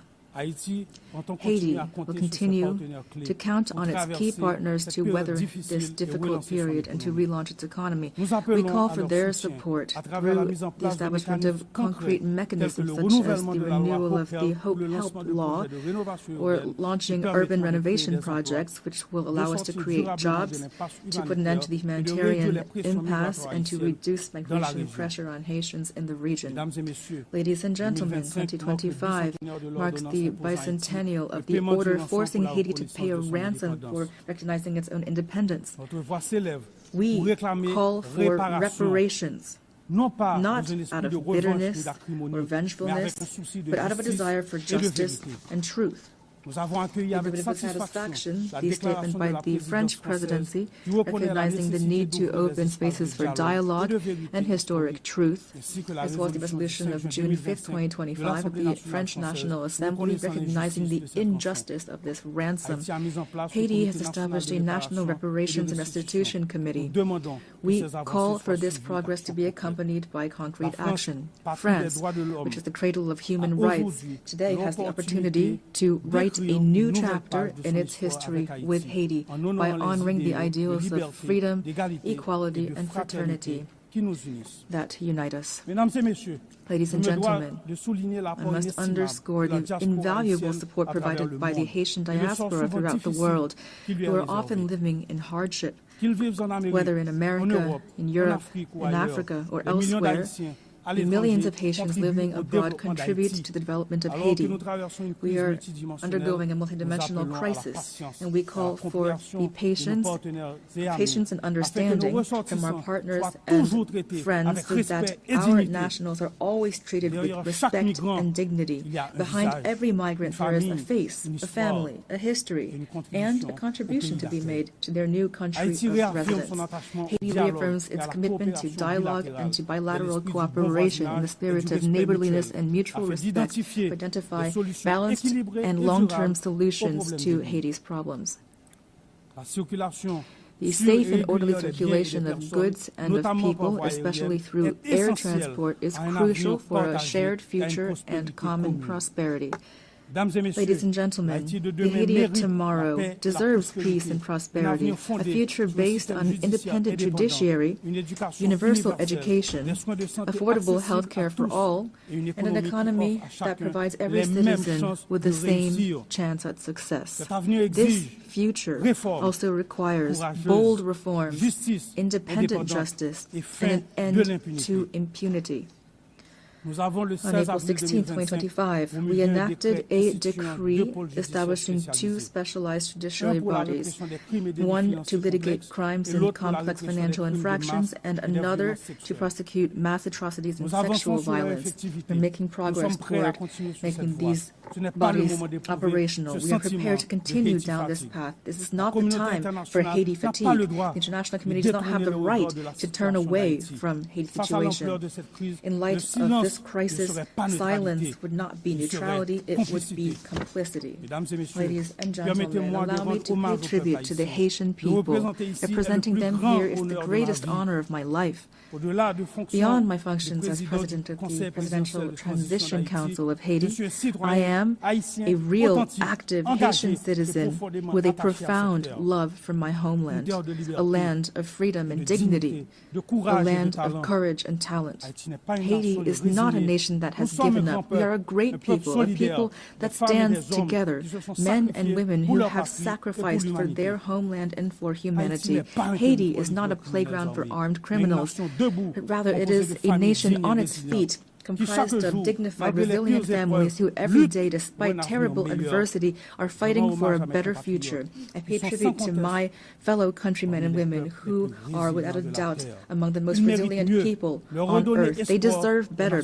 Giving them new hope is my only mission, and that is why now I call upon you to stand side by side with Haiti. We must build peace in Haiti, for the Caribbean, for the Americas, for all of humanity. Thank you.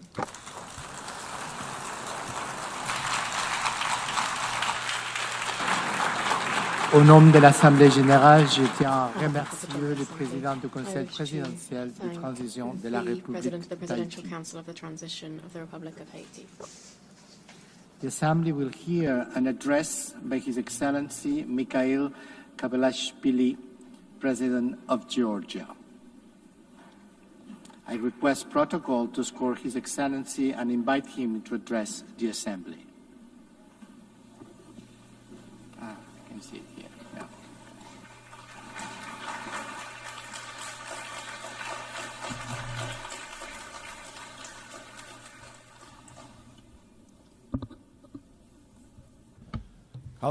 Madam President, Mr. Secretary General, distinguished colleagues, ladies and gentlemen, I represent a country with a 3,000-year history, the cradle of one of the world's most ancient civilizations and the brave Georgian people, filled with pride and dignity, a country that possesses a unique alphabet, an ancient language, and 17th century-long Christian traditions.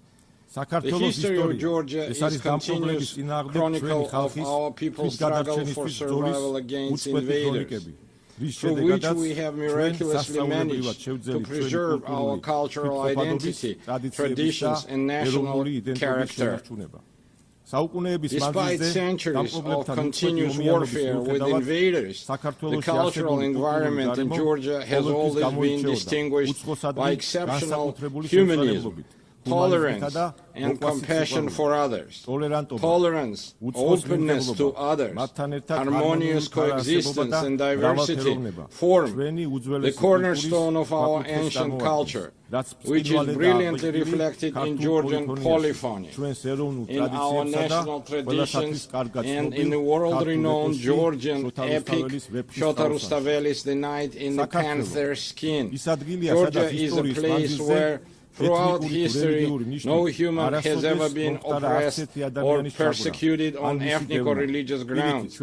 Quite the opposite. We have always been known for our profound sense of justice. I represent the Georgian people who know both the cost of war and the value of freedom and peace, a people who cherish their rich history and traditions, while at the same time facing with resolve the challenges that lie before our country. Amid a rapidly changing geopolitical landscape and unprecedented global challenges, such as ongoing conflicts, climate change, ideological polarization, cultural alienation, and war-driven humanitarian crisis, Georgia stands firmly as a guardian of dialogue, peace, stability, and sustainable development. Despite the many challenges surrounding us, we have managed to ensure the security of our people. The fundamental philosophy of the Georgian government remains to preserve peace, and no matter the cost, to spare our people from war. For the fourth year now, a horrific, bloody war has been raging in Ukraine, bringing catastrophic consequences and immense human suffering.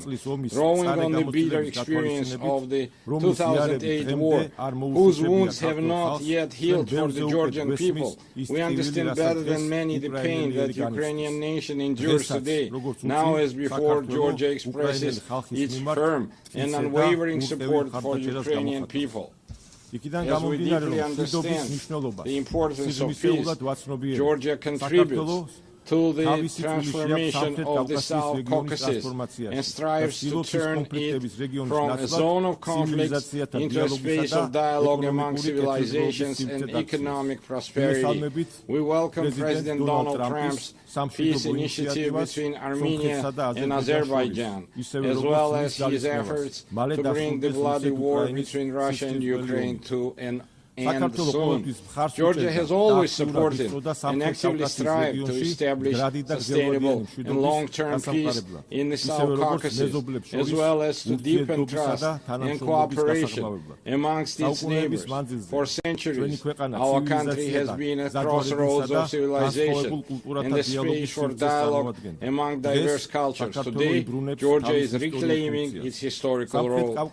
Close relations with the countries of the South Caucasus and Central Asia, existing agreements with the European Union, and the Georgia's key position in the Middle Corridor, all give our country a special significance, both within the region and across the Eurasian continent. Georgia is the shortest connecting route and natural bridge between Europe and Asia, the West and the East. Thanks to our geographical location and pragmatic foreign policy, Georgia is emerging as a multi-dimensional and multifunctional regional hub, both in terms of trade and energy transit. Georgia makes a significant contribution to the development of the Middle Corridor strategic route and does everything to ensure that the corridor becomes the fastest, most reliable and most stable connecting route between East and West. We are actively working with international investors, developing infrastructure and facilitating the creation of new energy transit routes, all of which ultimately enhance the connectivity between Asian and European markets. Within the framework of the Middle Corridor and its development, Georgia has launched strategically significant projects aimed at increasing the volume and intensity of rail, sea and air transportation. Among them, the railway modernization project has already been completed, while work is actively underway on the deep sea port in Anaklia, the new international airport in Tbilisi and the Black Sea submarine cable project. These projects on one hand provide landlocked countries in Central Asia and the South Caucasus with maritime connectivity to the rest of the world. On the other hand, the projects are implementing health diversity energy routes. We are implementing health diversity energy routes, thereby significantly enhancing the energy security of Europe and South Caucasus. To promote the development of the Middle Corridor and enhance connectivity between the two largest markets, Asia and Europe, Georgia has been hosting the Tbilisi Silk Road Forum for 8 years. It is an international platform for dialogue and new opportunities, attended up to 2,000 delegates from 60 countries. Our goal is to develop constructive relations based on mutual respect and shared benefits with major economies such as the United States, China, European Union, and others. We are open to any dialogue and cooperation, but at the same time, we demand respect and fair and dignified approach. What the Georgian people will never accept is being spoken to in the language of ultimatums, blackmail or intimidation. Georgia is a faithful adherent to the fundamental principles or values of the United Nations and a dignified, responsible member of the international community, as evidenced by the considerable efforts by the current government of Georgia to improve the protection of human rights. It is precisely thanks to the pragmatic and rational policies of the government of Georgia that we have maintained peace and economic growth, significantly improving the quality of life of our citizens. Despite numerous challenges in recent years, Georgia has demonstrated remarkable resilience to external shocks. The positive trajectory of Georgia's development is reflected in and confirmed by the international rankings and indicators of the world's most reputable organizations. Despite 20% of Georgia's territory remaining under occupation, we continue to pursue development and progress with great energy and determination. We are entrusted with the mission that our children may live in a stronger, dignified Georgia and peaceful world. And now I want to address our post-annexation brothers and sisters on the other side of the occupation line. For centuries, we have written Georgia's history together, a history filled with the heroism of our ancestors through our shared struggle for survival of our nation and the love for our motherland. We have never been a large empire imposing its rules on the others. We have always been a country proud of its diversity.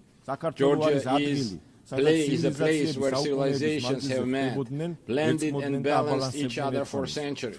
Our culture is the very product of this complex and enduring synthesis. My Abkhaz and Ossetian brothers and sisters, our cultural code has not changed. For us, diversity is not a problem. It remains an essential formula for our existence, which is why we always meet our compatriots from the other side of the occupation line with open hearts and outstretched hands.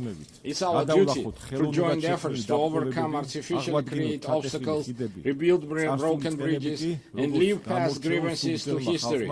As a people of exceptional patience and resilience, I believe that one day we will, together with our children, we will live with our children in a united, happy, and developed Georgia, where nothing will stand in the way of our harmonious coexistence. Herewith, I would like to express my gratitude to the international community for its unwavering support of Georgia's sovereignty and territorial integrity.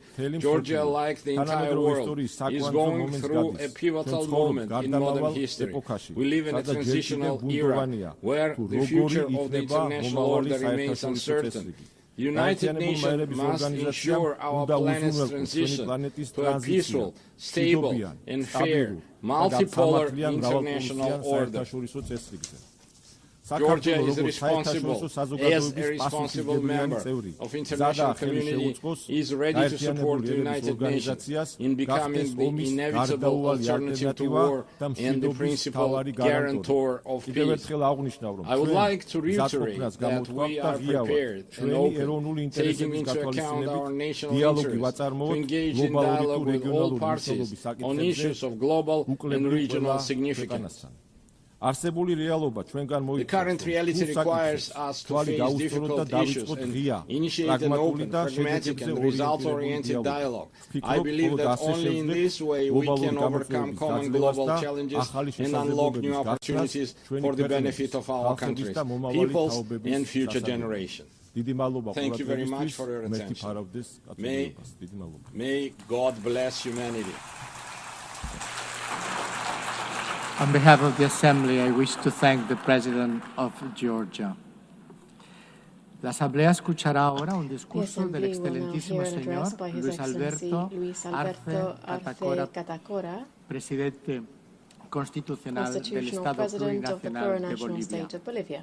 Pido a protocolo que acompañe a su Excelencia, a quien invito a dirigirse a la Asamblea.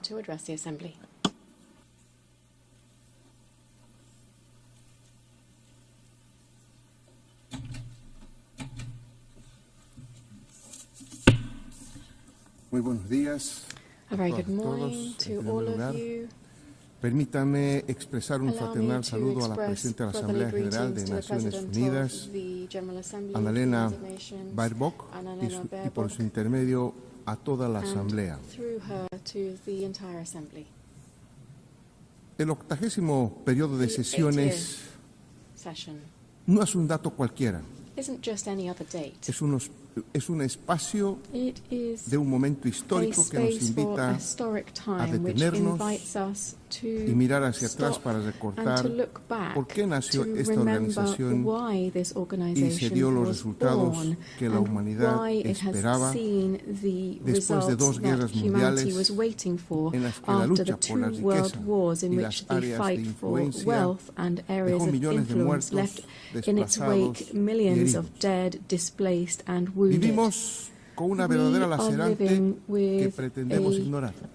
wound that we're trying to En overlook. 8 décadas Over 8 se han decades, desarrollado en el concierto de las in naciones the concert of nations, narrativas we que, have seen the usando development of la habilidad narratives that, de las potencias con larga using the experiencia en skill el of the derecho great internacional, powers with long-standing experience in camuflado the heridas international profundas community, have y camouflaged recuerdos deep wounds desgarradores de la humanidad, and the devastating memories of empleando humanity. They've done so inteligentes cuerpos using normativos smart que predican el normative deber texts ser that de las Naciones Unidas, pretend registrados en to be costosos the materiales duty of the United impresos y Nations audiovisuales through que son poco audiovisuals efectivos and others that are ante problemas not very flagrantes effective in como el light of neocolonialismo facing en todas sus flagrant problems such as expresiones, neocolonialism in all of ocupación its expressions, territorial, territorial genocidio, injerencia occupation, política, económica economic, y political cultural, and cultural el interference, racismo, la racism, discriminación, el discrimination, armamentismo y la the arms violencia que race lleva and implícito, violence sin which contar otros is aspectos implicit in all of como el this hambre, without taking la into crisis account other climática, aspects such as hunger, energética, climate alimentaria change, the food y las cada vez crisis, más and frecuentes crisis the financieras. increasingly frequent economic Los efectos de crises. esta realidad son The claros. effects of these realities are Confrontación clear to y all. discursos que promueven el Confrontations and odio discourse that y la promotes división entre hatred naciones and division hermanas, between inequidad, kindred states, exclusión, inequality, pobreza exclusion, y poverty, desigualdades e and injusticia inequality and producidas aún injustice, en instituciones still creadas produced within para resguardar institutions that los were derechos de created los to más protect the rights of the Ya ni weakest. hablar de los And we're not derechos even talking económicos, about sociales y economic, culturales de los social, and the pueblos, cultural y más rights si se of tratan people, de los and pueblos even more indígenas. if you look at the rights of Una indigenous peoples. evaluación sincera A sincere nos lleva a confirmar assessment que leads a us to 80 años confirm that los resultados in 80 no son los years esperados. Por we have not consiguiente, met the no expected estamos results. bien. Consequently, we are not in a El good mundo position. actualmente The está world igual de dividido y confrontado remains más que hace divided 80 años and atrás.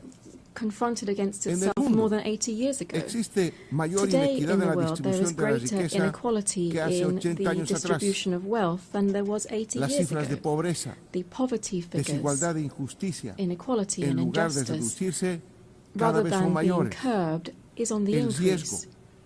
de que la paz The que aún risk exista that desaparezca any y que remaining una peace tercera should guerra disappear mundial and the de nuevo third tipo world enlute el war planeta would es muy overtake cercano the entire si no planet is reaccionamos a very tiempo. close if we don't react in time. El peligro The danger here de que el irrefrenable is desarrollo de las that fuerzas productivas en el capitalismo, con unstoppable un mal empleo de la force of inteligencia capitalism artificial, with the misuse of artificial incremente la intelligence crisis would climática, increase the liquide al climate planeta y change convierta a la and inmensa would mayoría de la liquidate the población planet and would en convert the innecesaria, immense majority of the es population también into algo unnecessary no muy beings lejano. is also something that we No estamos can't bien. completely rule out. We're not in a good La place. ONU se erigió The UN sobre was established las on osamentas the que entre el basis 50 y of 70 the millones de vidas que foundations, perecieron en el of the holocausto skeletons of y la destrucción de the naciones que the quedaron en Holocaust ruinas and no solo the- físicas sino también not only morales physical but also debido a la moral violencia que ruins aplicó el left fascismo, by the pero también fascist el naciente racism and imperialismo con el uso also de 2 increasing bombas neocolonialism with the use of 2 atomic bombs. Uno de los objetivos One of con que nació las the Naciones goals Unidas that gave rise fue to no the repetir la United barbarie Nations de la was guerra. to not repeat the Hoy barbarity of suenan war. los ecos Today de we tambores de hear guerra the en echoes todos of los the drums of continentes. war on all Se practica el continents. genocidio We por la see the sola practice decisión of de 2 genocide on países, the sole decision of 2 de negarle countries. el derecho a ser libre y We soberano a un deny the pueblo. right to be free Se and usan sovereign armas to a sofisticadas people. en clara señal de Sovereign, provocación contra un país soberano y se sophisticated weapons impulsa are used against a una sovereign mayor country, militarización and de una increasing región con la militarization is being doble promoted moral within a de la region lucha contra las with drogas. double standards Y en esa in misma combating región the se war mantiene on un drugs. criminal bloque And at the contra un same pueblo time, y we su maintain Estado a criminal por el blockade solo hecho de against haber its conquistado people and su the plena state independencia for the hace sole más crime de of 6 having décadas. claimed its own independence more than 6 decades Las ago. guerras no son las mismas de hace 80 are años. not the same as we had Las 80 guerras years ahora ago. son Wars now are multidimensionales, multidimensional. articulando mecanismos de They guerra económica, use financiera, economic, mediática, financial, información, media, information, cibernética, sin dejar cyber, de aplicarse warfare, la guerra propiamente militar, without que even ahora taking abarca into también account a la military guerra warfare, desde el which now espacio, la guerra encompasses biológica y otras biological técnicas warfare, que se war siguen from desarrollando space, and other technologies that impunemente en continue base to be a una developed with tecnología de la impunity on guerra. the basis of technology of war. No será una novedad encontrarnos con guerras climáticas y It energéticas would be que nothing impacten new sobre to la soberanía have y climate seguridad wars that would have an alimentaria, impact on poniendo también en sovereignty riesgo and recursos food security, estratégicos como el agua. jeopardizing strategic Se resources está such poniendo as en riesgo water. We la are supervivencia del putting ser at humano risk the sobre la very tierra survival of y the de la human misma race de la on vida misma Earth and sobre el of planeta. life itself on the planet. Es hora de quitar la máscara al origen de Taking esta off suma the de mask tragedias. from La all causa of these de esta tragedies, lógica we can destructora see no es that otra the que el dominio cause of all salvaje of del this sistema is capitalista que the coloca wild a la capitalist acumulación, system la that ganancia y el lucro de places pocos the sobre los greed of the derechos y la few vida de over las the mayorías rights planetarias. and lives of the majority on the La planet. causa The es cause el actual of this desarrollo is the capitalista current que trata de capitalist resolver su development crisis which tries irresuelta, to resolve its own retornando crisis a las formas and ends originarias de up returning acumulación to the original y forms of revirtiendo la tendencia accumulation decreciente de la tasa de and ganancia. increasing El rates capitalismo, of en su fase profit. imperialista, está Capitalism and its recurriendo de imperialist nuevo face al is once despliegue de la again violencia, using the el deployment saqueo of violence, de los recursos plundering naturales, al asalto natural de resources los estados from soberanos y al sovereign derramamiento de states sangre and para the cumplir con las dos lógicas de acumulación con las que bloodletting nació el poder to político y militar lead de una to parte the y el political control and territorial de economic otra. power and take that away from another. Y se suma una tercera Added to causa that, we have a third cause of más the current inmediata wars, which is more y es el immediate. obsesivo afán That is de la the nueva obsessive administración de Trump zeal de of the new devolverle a los Trump Estados Unidos su administration to condición give the de United States hegemón back a its una costa de position poner as a en tela de hegemonic juicio power el propio at sistema the liberal, cost of the el llamado libre liberal comercio, la system, globalización free y de trade, ocasionar dolor y globalization, muerte. and to cause ¿Para qué? pain and death. Why?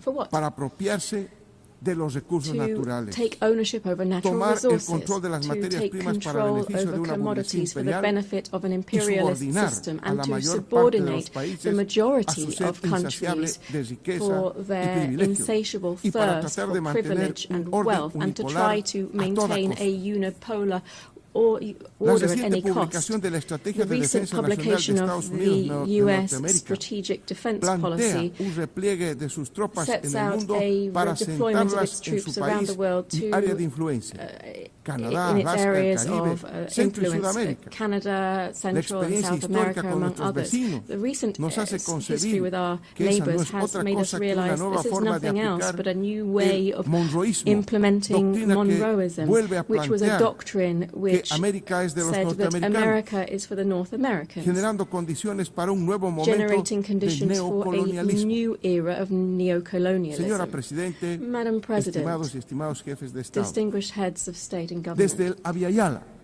nombre indígena del continente americano y from del the Caribe, indigenous name for nos Latin America and the declaramos zona de Caribbean, we paz can say that we en are la a segunda zone of cumbre de la peace, and we CELAC did so en at the second 2014 en La summit Habana. of CELAC in Las Havana naciones de in nuestra región 2014. The nations in our region ese mandato que nos are autoimpusimos, complying with this mandate that we aún set teniendo en ourselves, cuenta nuestras still diferencias bearing in mind our ideológico-políticas political and en ideological varios temas y differences on respecto various de problemas topics and with fronterizos regard y de to ocupación border territorial and territorial hasta ahora no occupation-based resueltos.